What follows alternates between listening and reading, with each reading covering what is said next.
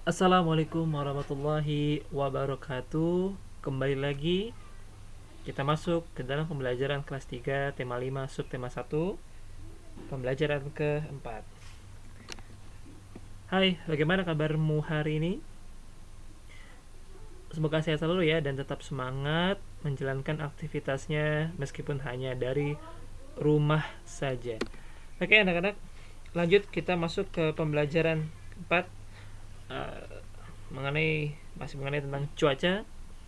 Kalau kamu perhatikan ya, kemarin sebelumnya kamu telah mempelajari berbagai macam keadaan cuaca, ada yang cerah, berawan, lalu mendung dan hujan. Cuaca dari pagi sampai malam hari itu bisa saja berubah. Mengapa cuaca bisa berubah-ubah? Ya pertanyaannya, mengapa cuaca bisa berubah-ubah? Cuaca sulit diperkirakan ya, meskipun ada lembaga yang berfungsi, yang bekerja untuk salah satunya memperkirakan bagaimana keadaan cuaca di wilayah kita dan di wilayah Indonesia, yaitu bernama Badan Meteorologi, Klimatologi dan Geofisika atau BMKG, yang kalau kalian pernah melihat di berita, kalau kalian perhatikan di televisi, ada yang namanya perkiraan cuaca. Hari ini cuacanya apa? Misalnya jam 12 diperkirakan cuacanya mendung. Nah, Badan BMKG ya, lembaga BMKG ini memperkirakan keadaan cuaca. Tapi anak-anak, meskipun telah diperkirakan dengan beberapa tanda-tandanya ya, cuaca yang diperkirakan tidak 100% tepat atau 100%.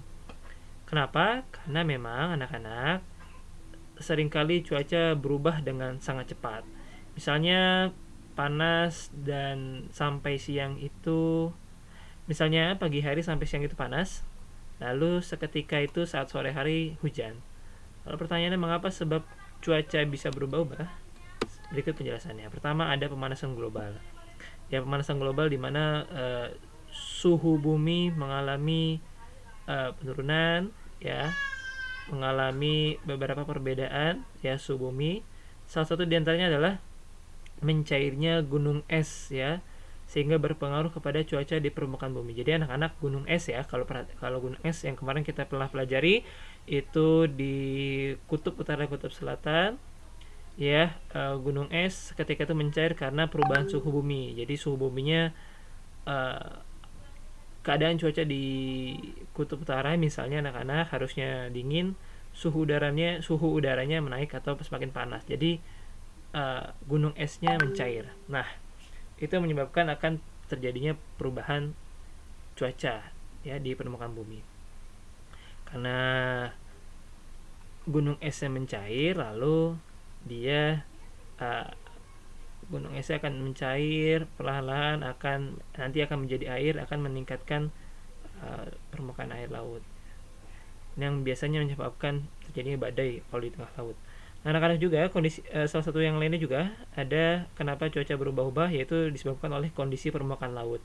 Jadi kalau air laut meningkat ya, eh, maka curah hujannya akan semakin tinggi. Kalau kalian perhatikan misalnya ada badai atau ada ya keadaan cuaca di laut sedang ada badai, hujan, itu keadaan permukaan lautnya sedang meningkat. Tapi sebaliknya, jika permukaan laut tidak meningkat atau stabil atau normal, maka eh, keadaan cuaca akan kembali menjadi normal. Lalu ada perubahan suhu dan rotasi bumi. Anak-anak, ya jadi dikarenakan perubahan suhu bumi, kalau kalian perhatikan ada ya penebangan liar di mana harusnya hutan-hutan itu ya, digunakan dengan fungsi utamanya yaitu sebagai eh, penadah air ya anak-anak sekalian, sebagai sebagai paru-paru bumi ya, karena menampung air, lalu juga sebagai tempat tinggal makhluk, lalu juga mengeluarkan oksigen. Tetapi ditumbangkan, ditebang ya secara liar ya, secara ilegal. Akhirnya menyebabkan perubahan suhu bumi, perubahan suhu bumi ya. Jadi perubahan suhu bumi juga berpengaruh terhadap aktivitas keadaan cuaca. Lalu juga rotasi bumi ya. Rotasi bumi itu anak-anak, jadi bumi itu berputar. Kalau kalian perhatikan ya, ada bumi itu berbentuk bulat. Kalau kalian perhatikan ada globe, kalau di kelas ya ada globe atau bola bumi. Jadi bumi itu berputar. Itu akhirnya menyebabkan adanya pagi hingga malam ya. Lalu selanjutnya adalah kita mengamati keragaman masyarakat. Anak-anak ya, keluarga Ahmad ini diceritakan ya. Kalau kalian perhatikan halaman 31. Jadi keluarga Ahmad ada contoh ya. Berasal dari Sumatera Barat. Ahmad menceritakan tentang salah satu tradisi di daerah Sumatera Barat, yaitu makan bajamba. Makan bajamba merupakan salah satu tradisi khas suku Minang. Suku Minang itu suku yang berasal dari wilayah Sumatera Barat. Nah, berdasarkan sejarah, tradisi makan bajamba dilakukan pada acara besar sebagai simbol kebersamaan atau makan bersama. Kalian bisa baca di halaman 32. Nah, anak-anak, Indonesia itu tidak hanya beragam sukunya, beragam bahasanya, beragam budayanya, pakaiannya. Indonesia juga memiliki berbagai macam ragam makanan dan minuman ya. Makanan minuman yang mungkin barangkali kalian pernah mencicipi, pernah makan, pernah minum. Nah, anak-anak, sekarang nanti kalian akan ada tugas mencari informasi tentang makanan dan minuman tradisional di Indonesia. Lalu nanti kalian tulis kira-kira makanan yang kalian cari tahu yang enak disantap atau dinikmati dalam cuaca panas dan cuaca dingin itu apa saja. Kalian boleh mencari di Google, boleh bertanya kepada orang tua, boleh bertanya kepada kakak, atau bertanya kepada keluarga. Jadi anak-anak, kalian cari tahu tentang ragam makanan dan minuman ya di Indonesia. Lalu selanjutnya, ya melihat makanan enak, melihat makanannya wow banyak ya. Lalu selanjutnya ada selain ragam budaya, ada ragam makanan, ada ragam permainan. Ini ada permainan dingklik, oglak, aglik. Nah, jadi kalau kalian lihat ya, permainan dari Jawa, di mana anak-anak sekalian, ini kalau kalian perhatikan nanti kalian bisa baca juga di buku halaman 33.